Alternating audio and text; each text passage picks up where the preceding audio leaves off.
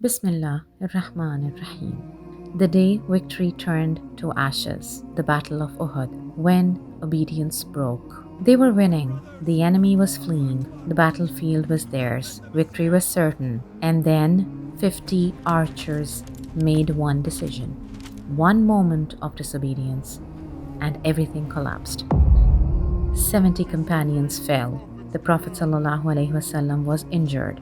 Blood poured down his blessed face. The hypocrites whispered, "If this was truly a prophet, this would not have happened." But Allah revealed, "And Allah certainly fulfilled His promise to you when you were killing them by His permission, until you failed and disputed about the order and disobeyed after He had shown you that which you love."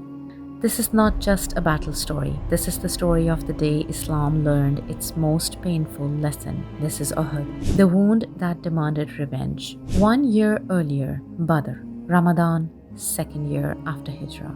313 Muslims faced 1,000 Quraysh warriors at Badr. Against all odds, the Muslims won. 70 Quraysh nobles were killed, 70 captured. Among the dead, Abu Jahl, the pharaoh of this ummah, Utbah ibn Rabi'a, a Quraysh leader, Umayyah ibn Khalaf, a chief torturer of Muslims. Their deaths shattered Quraysh pride, but more painful than the deaths was the humiliation. How could 313 farmers and traders defeat the elite warriors of Arabia? Makkah burns for revenge. Back in Makkah, the women refused to mourn publicly until revenge was taken. Hind bint Utbah, wife of Abu Sufyan, led this vow. Her father, brother, and uncle had all been killed at Badr. She swore, "I will not perfume myself. I will not sleep beside my husband until I have avenged them." The Quraysh began preparing. Tribal alliances were formed, wealth was poured into weapons and armor. Abu Sufyan ibn Harb was chosen to lead. Their goal was simple: erase the stain of Badr, destroy Muhammad and Islam. The army marches. Shawwal, third year after Hijrah. The Quraysh assembled 3,000 warriors, 700 men in full armor, 200 cavalry, 3,000 camels. They brought their women with them, including Hind, to beat drums, sing war chants, and shame any man who thought of retreating. When news reached Medina, the Prophet ﷺ called for a council. The debate: stay or go out? The Prophet ﷺ had seen a dream. "I saw myself in an impregnable armor, and I saw cows being slaughtered." He interpreted this as the armor is equal to Medina, the cows are the believers who will be martyred. His advice: stay in Medina, defend from within. The elder companions like Abdullah ibn Ubay, the chief hypocrite, agreed. But the younger companions, especially those who had missed Badr, were eager. "Ya Rasulallah, let us go out and meet them. Do not let them think we are afraid." Hamza ibn Abdul-Muttalib, the Prophet's uncle and the lion of Islam, pushed hardest. The Prophet ﷺ saw their zeal, and he changed his decision. He decided to go out. The archers on the mountain. The day of battle, 7th Shawwal, third year after Hijrah. The Muslim army, 700 men, marched to Mount Uhud, just outside Medina. As they prepared, Abdullah ibn Ubay, the hypocrite, suddenly withdrew 300 of his men, saying, "Why should we die here?" He did not listen to my advice. Now the Muslims were down to 700 versus 3,000. The Prophet's strategic masterstroke. The Prophet ﷺ positioned his army carefully. Mount Uhud at their backs, protection from rear attack. A small mountain passed to their left. Then he selected 50 archers, the best marksmen, and positioned them on a hill overlooking the pass. He placed Abdullah ibn Jubair in command and gave one crystal clear order: defend this pass. Do not leave your position under any circumstances, whether we are winning or losing. If you see birds eating our bodies, do not leave. The archers understood. Their job: protect the flank. no exceptions. The glorious beginning. The battle begins. The two armies clashed. The Muslims fought with unmatched courage. Hamza ibn Abdul-Muttalib tore through Quraysh lines like a lion. Ali ibn Abi Talib struck down enemy after enemy. Mus'ab ibn Umair held the Prophet's banner high. The Quraysh cavalry charged, but the archers rained arrows on them, forcing them back. Again and again, the cavalry tried to flank. Again and again, the archers repelled them. The Quraysh began to break. Their standard bearer, Talha ibn Abi Talha, was killed by Ali.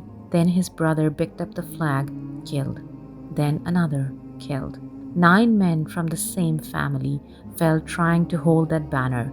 Finally, Quraysh morale collapsed. They began to flee. The illusion of victory.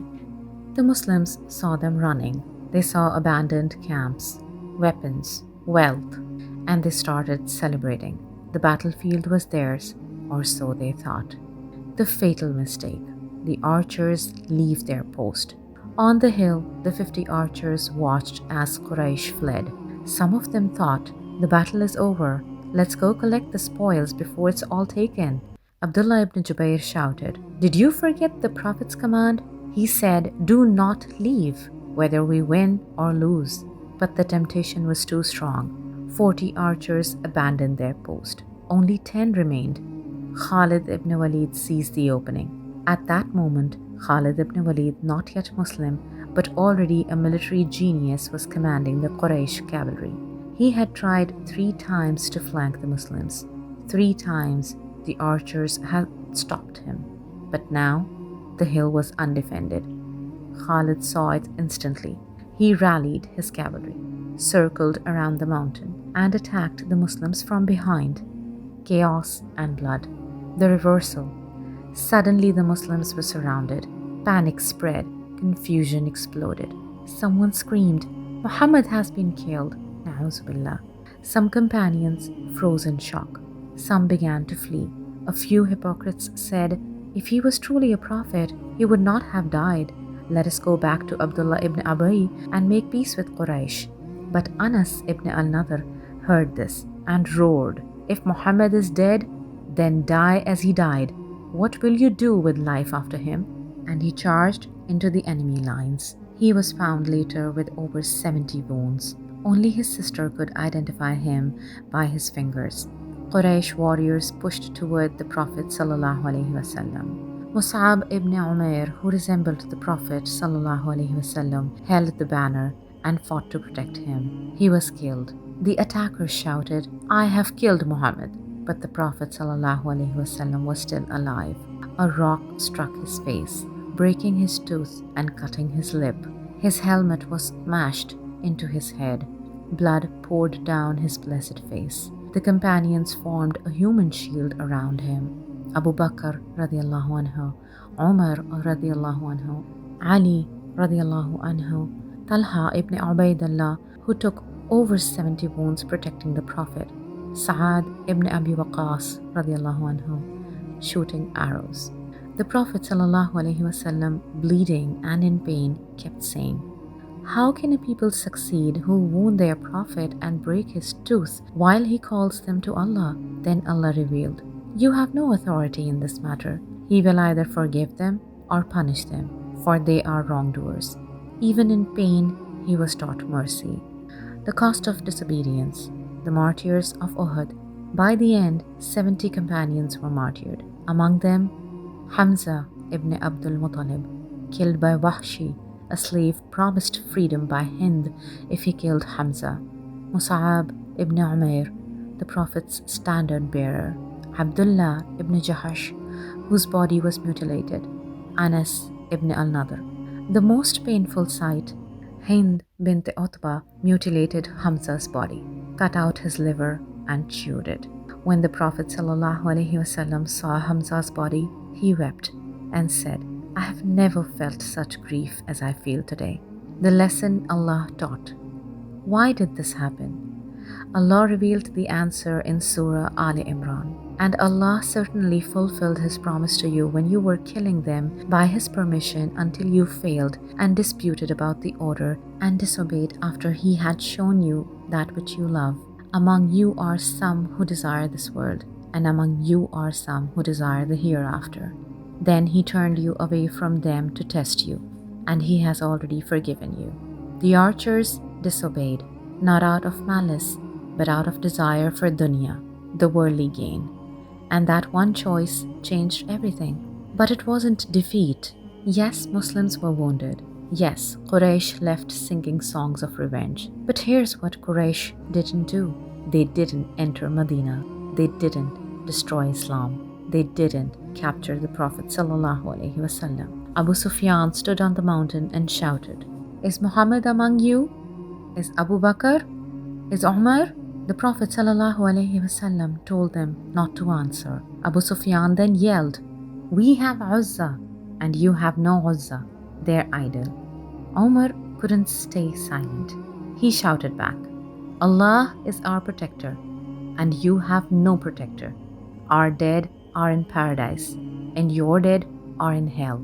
Abu Sufyan paused, then said, "This day is in exchange for Badr. War is give and take." And they left. The lessons that live forever. Obedience to leadership is not optional.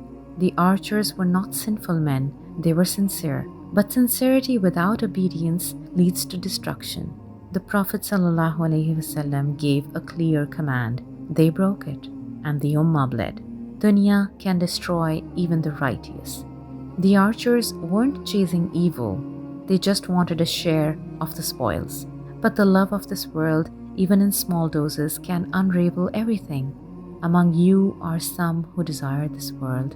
Defeat is a teacher, not the end. Allah said, "If a wound has touched you, a similar wound has touched the enemy." We alternate these days among the people so that Allah may make evident those who believe and take martyrs from among you, and Allah does not love the wrongdoers. Badr was a test of gratitude. Uhud was a test of patience. Both are necessary.